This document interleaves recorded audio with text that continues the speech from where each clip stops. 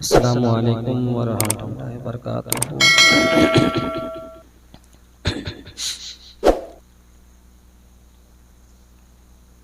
अल्हम्दुलिल्लाह अल्हम्दुलिल्लाहि रब्बिल आलमीन वल आक़िबतु लिल मुत्तक़ीन वस्सलातु वस्सलामु अला रसूलिही मुहम्मद व आलिही व सहाबिही अजमाइन। अम्मा बाद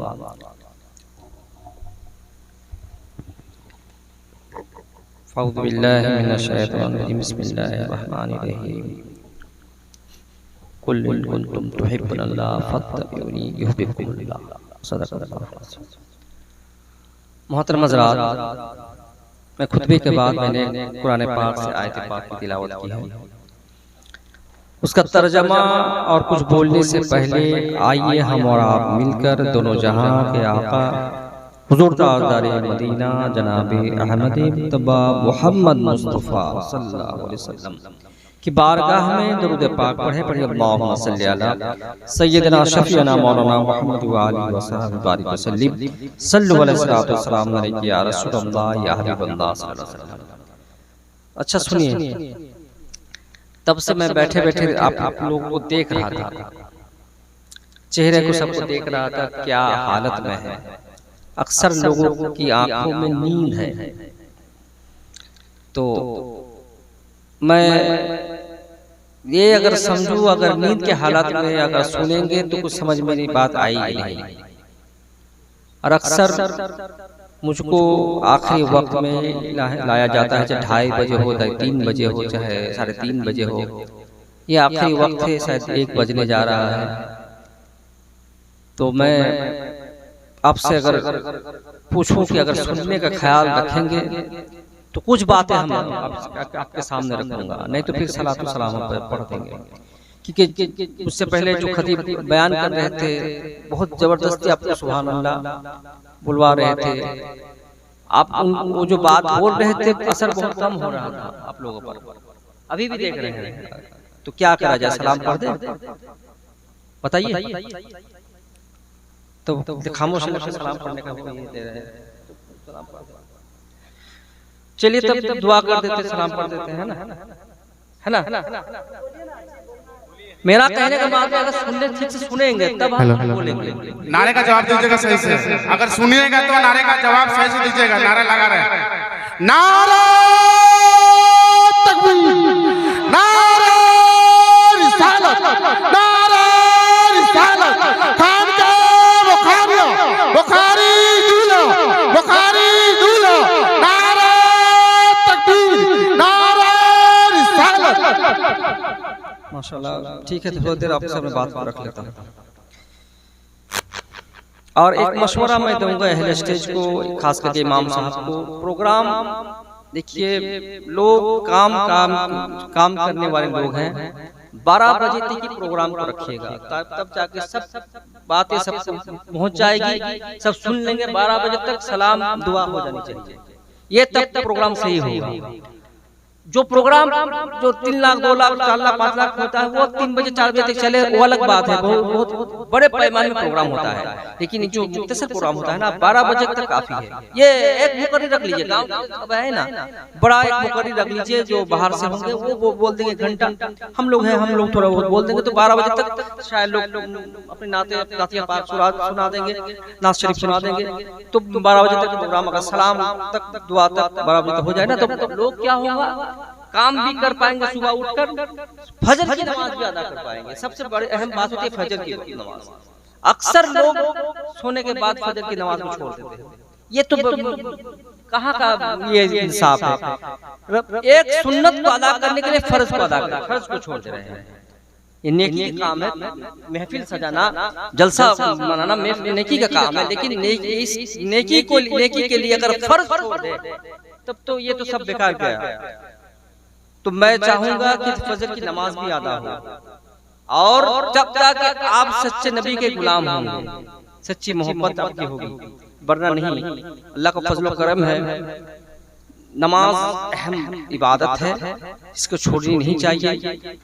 बहरहाल मैंने जिस आयत पाक की तिलावत की उसका तर्जमा आपके सामने रखा। तो अल्लाह तबारक व तआला कुरान मजीद में इरशाद फरमाता है, ए महबूब, तर्जमा है, आप लोगों से कह दीजिए कि अल्लाह को अगर महबूब रखना चाहते हो, अल्लाह को अपना दोस्त रखना चाहते हो, तो मेरी इत्तिबा करो, यानी पाक सल्लल्लाहु अलैहि वसल्लम की इत्तिबा करो, तो अल्लाह तुमको अपना महबूब रखेगा, अपना दोस्त रखेगा। बात समझ में आई? यहाँ आपको बता दूं, ये जो कायनात है, यानी ये दुनिया जो है मोहब्बत ही में चलती है। ये निजाम, कायनात का निजाम मोहब्बत ही में चलती है ये दुनिया। आप जो यहाँ बैठे हुए हैं तो किसी की मोहब्बत में बैठे हुए हैं ना? किनकी मोहब्बत में? नबी पाक सल्लल्लाहु अलैहि वसल्लम की मोहब्बत में, है ना? ये महफिल किसकी है? नबी पाक सल्लल्लाहु अलैहि वसल्लम की ना महफिल है, तो उनकी मोहब्बत में बैठे ना, मेरी मोहब्बत में ना, इनके मोहब्बत में ना, अपने इमाम साहब की मोहब्बत में ना, किसी स्टेज वाले के मोहब्बत में बैठे। किसके लिए इतनी देर तक रात जागे हुए हैं? नबी की मोहब्बत में। ये उलमाए किराम आपके सामने है, आपकी मोहब्बत है, इनकी मोहब्बत है, आपको, आपने हमें बुलाया, ये आपकी मोहब्बत है, तो ये मोहब्बत जरूरी है। अगर मोहब्बत ना हो तो दुनिया खत्म, दुनिया नहीं रहेगी। एक इंसान एक जगह से दूसरी जगह चला जाता है मोहब्बत में। किसकी मोहब्बत में? अपने बीवी बच्चे की मोहब्बत में। देश से विदेश चला जाता है, परदेश हो जाता है, पैसा कमाता है, नौकरी करता है। किसकी मोहब्बत में? अपने रिश्तेदारों की मोहब्बत में, भाई की मोहब्बत में, बेटों की मोहब्बत में, बहन की मोहब्बत में, अपनी बीवी की मोहब्बत में। तो मोहब्बत जरूरी है। तो मोहब्बत इस्लाम मना नहीं करता मोहब्बत करना, वरना इस्लाम का हुक्म है कि मोहब्बत करें, है ना? रिश्तेदारों से मोहब्बत करें, ये हुक्म है, ये हुक्म है। अब आइए आपके जहन को मैं ले जाता हूँ। बेशक आप अपने रिश्तेदारों से मोहब्बत करें, बाप से मोहब्बत करे, बहन से मोहब्बत करे, बीवी से मोहब्बत करे, अपने बेटों से मोहब्बत करे, इस्लाम मना नहीं करता। लेकिन इस्लाम क्या हुक्म क्या देता है? जब रसूल की मोहब्बत और रिश्तेदारों की मोहब्बत का टकराव हो जाए, जब रसूल की मोहब्बत सामने आ जाए और बाप की मोहब्बत सामने आ जाए, जब रसूल की मोहब्बत सामने आए, बेटों की मोहब्बत सामने आए, इस्लाम का हुक्म क्या होता है? जब अपनी बीवी की मोहब्बत सामने आए यार, और रसूल की मोहब्बत सामने आए, तब हुक्म इस्लाम का क्या होता है? तो हुक्म यही होता है कि बाप की मोहब्बत हो, चाहे बेटे की मोहब्बत हो, चाहे बीवी की मोहब्बत हो, चाहे तमाम रिश्तेदारों की मोहब्बत हो, जब मोहब्बत एक तरफ हो, रसूल की मोहब्बत एक तरफ हो, तो तमाम मोहब्बत को रसूल की मोहब्बत में कुर्बान कर दिया जाए। वाह वाह, माशाल्लाह माशाल्लाह। नारे तकबीर, नारे रिसालत, इसके मोहब्बत, इसके मोहब्बत, इसके मोहब्बत, इसके मोहब्बत, नारे तकबीर, नारे रिसालत। तो तमाम मोहब्बत को रसूल की मोहब्बत में कुर्बान कर दिया जाए, तब जाके आप सच्चे मुसलमान हो, तब जाके आप सच्चे मुसलमान होंगे। मोहतरम हज़रात, रसूल पाक सल्लल्लाहु अलैहि वसल्लम की मोहब्बत ही असल ईमान है। रसूल पाक की मोहब्बत ही असल ईमान है। आपको बता दूं, आज के दौर में एक इंसान किसी पीर साहब के पीछे नमाज पढ़ ले तो दिल खुश हो जाता है, बाग बाग हो जाता है। किसी मुफ्ती साहब के पीछे नमाज पढ़े खुश हो जाता है कि फला मुफ्ती साहब के पीछे नमाज पढ़ा। किसी आलिम के पीछे, किसी हाफिज के, किसी कारी के पीछे नमाज पढ़ लिया तो खुश हो जाते हैं। लेकिन आपको बता दूं, नमाज, रोजा, जो ज़कात के अहकाम है इस्लाम, है ना, तो ये सब करते हो, लेकिन अगर दिल में रसूल पाक के लिए मोहब्बत नहीं तो सब इबादत आपके मुंह पे मार दी जाएगी, सब इबादत आपके मुंह पे मार दी जाएगी। कुरान में एक लफ्ज आया है मुनाफिकीन। मुनाफिक किसे कहते सुन लीजिए। आज मैंने आपको क्या क्या, किसी पीर साहब के पीछे नमाज पढ़ ले दिल खुश हो जाता है, किसी हाफिज साहब के पीछे नमाज पढ़ ले दिल बाग बाग हो जाता है, मुफ्ती साहब के पीछे नमाज पढ़ लीजिएगा तो सबको कह फिरिएगा कि फला मुफ्ती के साहब के पीछे नमाज पढ़ा, फला पीर साहब के पीछे नमाज पढ़ा, फला आलिम के पीछे नमाज पढ़ा। आज से कुछ साल पहले, 1400 साल पहले मुनाफिक के लफ्ज आया है कुरान में।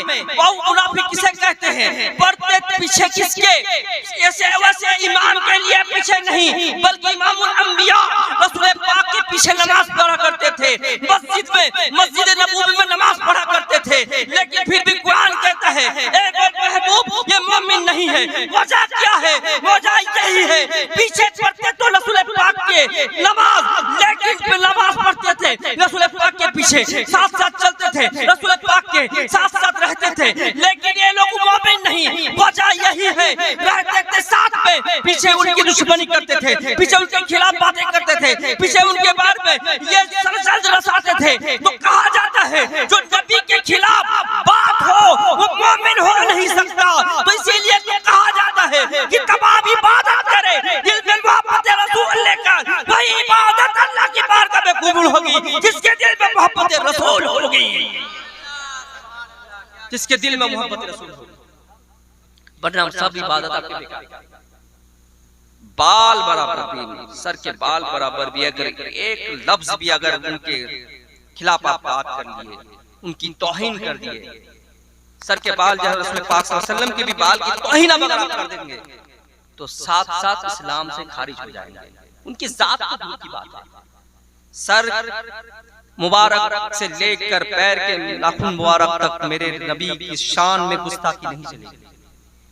जो एक लफ्ज भी कह दिया वो इस्लाम से खारिज। अब बताइए जो मेरे नबी के शान में जो गुस्ताखी करते हैं उनका हाल क्या है? हज पे हज करे, ज़कात पे ज़कात दे। कुछ लोग बोलते थे फला इतने बड़े नमाजी, फिर उनके बारे में अकीदा पूछा जाए तो क्या बोलेंगे? अगर पूछेंगे रसूल के बारे में आप क्या कहते हैं, न बड़े बहार जैसे इज्जत करें। और भी बहुत कुछ है, ये सब स्टेज में हमको बोलना ही अच्छा नहीं लगता। तो ये सब लोगों से दूर रहिएगा। मेरे नबी की शान अगर किसी मर्तबा अगर है तो अल्लाह के बाद अगर किसी का मर्तबा तो मेरे नबी का मर्तबा है, वरना आप मुस्लिम से खारिज हो जाएंगे। आपको बता दो रसूल पाक की बारगाह में सहाबा किराम मौजूद थे। एक अरबी देहाती अरबी शख्स आता है मेरे आका की बारगाह में और मसला मसाइल की बातें होती, उसी साथ साथ एक सवाल हो जाता है। सवाल क्या? मेरे नबी की बारगाह में क्या रसूलुल्लाह सल्लल्लाहु अलैहि वसल्लम कयामत कब आएगी? ये सवाल होता है। मेरे आका मुस्कुराते हैं।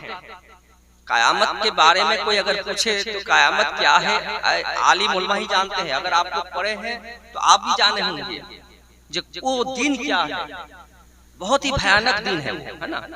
उसके बारे में अगर बताया जाए तो रात आपके जो है डर से आपकी रूह कांप उठेगी। कयामत के दिन के बारे में अगर बयान कर दिया जाए कि क्या हो, कयामत का दिन क्या है। आया किसी दिन आलिम उलमा से पूछिएगा, किताब में पढ़िएगा तो आका सल्लल्लाहु अलैहि वसल्लम पूछते हैं तूने कयामत के लिए सवाल किया तो कयामत के लिए तू तैयार है? तो उसने कहा या रसूल अल्लाह मेरे पास नमाजें नहीं हैं। जरा इस सहाबी के जवाब सुन लीजिए, दिल बाग बाग हो जाएगा। या रसूल अल्लाह मेरे पास नमाजें नहीं है, या रसूल अल्लाह मेरे पास ज़कातें नहीं है, या रसूल अल्लाह मैंने हज नहीं किया, या रसूल अल्लाह मेरे पास ज्यादा नेकियां नहीं है। लेकिन या आका या रसूल करम सल्लल्लाहु अलैहि वसल्लम मेरे एक बात आप याद रखें, बेशक हमारे पास ज्यादा नेकियां नहीं है, ज्यादा नमाजें नहीं है, लेकिन मेरे दिल में अल्लाह के रसूल की मोहब्बत दुनिया की तमाम चीजों से ज्यादा है। मेरे आका जब सुनते हैं मुस्कुरा उठते हैं, कहते हैं कि अगर ऐसा है तो कल क़यामत के दिन तू मेरे साथ जन्नत में दाखिल हो जाए। सहाबा किराम मौजूद, हजरत अनस रजी अल्लाह ताला अन्हु वहां भी मुतशरीफ फरमा, वो कहते हैं कि मैंने जब देखा सहाबा रसूल पाक सल्लल्लाहु अलैहि वसल्लम ने ये जवाब दिया तो इतनी खुशी सहाबा किराम में हुई और किसी दिन इस तरह खुशी नहीं हुई जिसने जब कह दिया मेरे आका ने कह दिया कि जो कयामत के दिन मेरे साथ होगा। आका की हदीस है दुनिया में जो जिससे मोहब्बत करेगा कयामत के दिन उसी के साथ होगा। हजरत अनस रजी अल्लाह ताला अन्हु आका से कहते हैं या रसूल अल्लाह मैं दुनिया में आपसे मोहब्बत करता हूँ, क़यामत के दिन आपके साथ रहूंगा। या रसूल अल्लाह हज़रत अबू बकर सिद्दीक से मैं मोहब्बत करता हूँ, क़यामत के दिन मैं उनके साथ रहूंगा। हज़रत उमर फारूक से मोहब्बत करता हूँ, क़यामत के दिन मैं उनके साथ रहूंगा।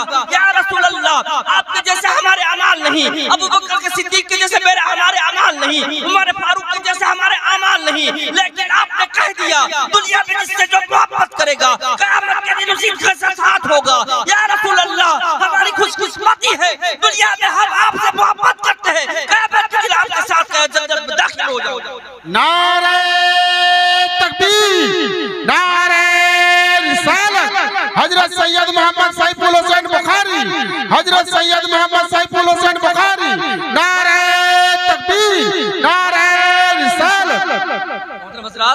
तो क़यामत के दिन आका की हदीस है, जो दुनिया में जिससे मोहब्बत करेगा क़यामत के दिन उसी के साथ होगा। ऐसे लोगों से मोहब्बत रखे जो आपकी सोहबत क़यामत के दिन उनके साथ हो, इसलिए कि उसका अगर आप ज़ैनाकार से मोहब्बत रखेंगे हज़रत आपका उन्हीं के साथ होगा। किसी शराबी से अगर आप मोहब्बत रखेंगे आपका हज़रत उन्हीं के साथ होगा। तो अगर नेक इंसान से, नेक आदमी से, आलिम दीन से, पीर और मुर्शिद से मोहब्बत रखेंगे तो आपका नतीजा क़यामत के दिन उनके साथ होगा। वो जहां जाएंगे उनके साथ आपको भी मिल जाएगा। मोहतरम हज़रात, इसलिए सोच समझ कर भी दोस्ती करें।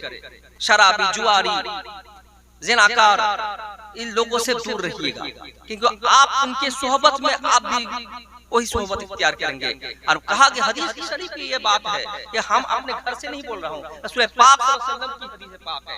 ये जिसने जिस दुनिया में जिससे मोहब्बत रखा वो क़यामत में उसी के साथ होगा। मोहतरम हज़रात, मुनाफिक की बात हो रही थी ना, ये जो आजकल के लोग मेरे आका की तौहीन करते हैं ना, वो दौर अगर होता है तो उमर फारूक का दौर होता तो उसके सर धड़ से अलग हो जाते। एक वाकया मैं सुना दूं आपको।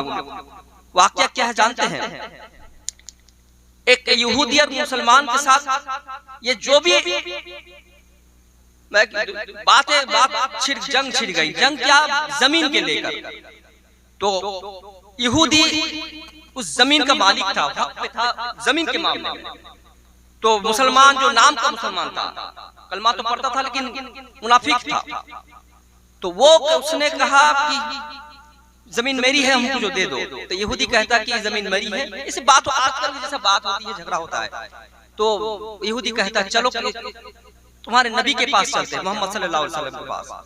वो अगर फैसला कर दे, जो फैसला करेंगे वो मान लेंगे। तुम मान लोगे? बोला हाँ मान लेंगे। मुसलमान नाम का जो मुसलमान वो कहता है हाँ मान लेंगे। तो दोनों मिलकर नबी पाक सल्लल्लाहु अलैहि वसल्लम की बारगाह में जाते हैं। जाने के बाद अपनी अपनी बातों को रखते हैं। यहूदी भी अपनी बात रखता है और नाम का मुसलमान जो मुनाफिक है वो भी अपनी बातों को रखता है। लेकिन हक जो है नबी पाक सल्लल्लाहु अलैहि वसल्लम समझते हैं। जब बात पता चलती है, गवाही वगैरह लेते हैं, तो यहूदी का वो जमीन निकलती है, यहूदी की जमीन होती है। तो नबी पाक सल्लल्लाहु अलैहि वसल्लम यहूदी के लिए फैसला सुना देते हैं। जब यहूदी के लिए फैसला सुना देते हैं, उस वक्त वो नाम के मुसलमान जो है मुंह बना लेता है, रसूल पाक सल्लल्लाहु अलैहि वसल्लम की बारगाह से चला आता है। जब बाहर निकलता है तो कहता है कि ये फैसला हमको मंजूर नहीं। यहूदी कहते तुम कैसे मुसलमान जो अपने नबी का फैसला से इनकार करते हो? तो कहते नहीं, ये फैसला हमको ठीक नहीं लगा, किसी और के पास चलते हैं। तो वो यहूदी कहते बोलो कहाँ चलना है? तो हजरत उमर फारूक के पास चलते हैं। आपको बता दूं, नबी का जो फैसला होता है वो आखिरी फैसला होता है। फिर भी ये मुसलमान नाम का मुसलमान नहीं माना, हजरत उमर फारूक की बारगाह में जा गया। हजरत उमर फारूक की बारगाह में जब गया, यहूदी अपनी बात को रखा और मुसलमान भी अपनी बातों को रखा। एक बात फैसला जब उमर फारूक करने वाले थे तो वो यहूदी एक बात कहा कि उमर फारूक सुनो, इससे पहले तुम्हारे नबी मोहम्मद अरबी सल्लल्लाहु अलैहि वसल्लम की बारगाह में हम जा चुके थे। तो उमर फारूक पूछते हैं तो उन्होंने क्या फैसला किया? उन्होंने मेरे हक में फैसला किया। फिर नाम के मुसलमान से पूछते हैं क्या सच है नबी पाक सल्लल्लाहु अलैहि वसल्लम तुम्हारे हक में फैसला सुनाया? उसने कहा हाँ मेरे हक में फैसला सुनाया। हजरत उमर फारूक फिर गुस्से से लाल हो जाते हैं और चेहरा उनका लाल सुर्ख हो जाता है और कहते तो फिर मेरे पास क्यों आए? तो उसने कहा कि फैसला आप कर दीजिए, मुझे फैसला ठीक नहीं लगा। तो हजरत उमर फारूक कहते तो तुम मुझसे फैसला चाहते हो? अपने हुजरा शरीफ में जाते हैं और वहां से एक तलवार आकर आते हैं। तलवार को मैदान से निकालते हैं, बोलते अभी तुम्हारा फैसला कर देता हूँ, और तलवार उठाते हैं और उस नाम के मुसलमान पर ऐसे वार करते हैं जो धड़ जो है, जो सर जो है धड़ से अलग हो जाता है, चारों तरफ शोर होता है कि मुसलमान, एक मुसलमान, हज़रत उमर फारूक ने एक मुसलमान को कत्ल कर दिया। जब नबी पाक सल्लल्लाहु अलैहि वसल्लम की बारगाह में जब ये बात पहुंचती है तो नबी पाक सल्लल्लाहु अलैहि वसल्लम ये कहे हुए हैं कि हज़रत उमर फारूक कभी मुसलमान को कत्ल नहीं कर सकते। तो पता ये चला जो नबी का फैसला ना माने वो कभी मुसलमान वो मुसलमान हो ही नहीं सकता। मोहतरम हज़रात, नबी की मोहब्बत ऐसी दिल में हो जो हर चीज से ज्यादा मोहब्बत हो, हर चीज से ज्यादा, अपनी माँ बाप से ज्यादा, अपनी औलाद से ज्यादा, अपने बहन से ज्यादा, अपनी बीबी से ज्यादा, माल और दौलत से ज्यादा, सबसे ज्यादा मोहब्बत नबी पाक सल्लल्लाहु अलैहि वसल्लम से होगी, तब जाके सच्चे मुसलमान कहलाएंगे। नबी पाक सल्लल्लाहु अलैहि वसल्लम इरशाद फरमाते हैं, मोमिन हरगिज़ मुकम्मल वो हो ही नहीं सकता जब तक कि न वो मुझसे अपने माँ बाप, अपने औलाद और दुनिया की तमाम चीजों से ज्यादा वो मुझसे मोहब्बत न करे। मोहतरम हज़रात, किसी हदीस पर अमल करें। ज्यादा आपसे वक्त नहीं लेना चाहता, इसलिए कि वक्त 1 बज गया। फजर की उठ के नमाज पढ़ना मैं बार बार बोलता, इसलिए बोलते फजर की नमाज ही सब कुछ है। जब पढ़ लीजिएगा ना, दिल देखिएगा खुश हो जाता है, सारा दिन अच्छा चल जाता है। अगर छूट जाए तो लगेगा कि क्या छूट गया, बहुत कुछ महसूस होता है।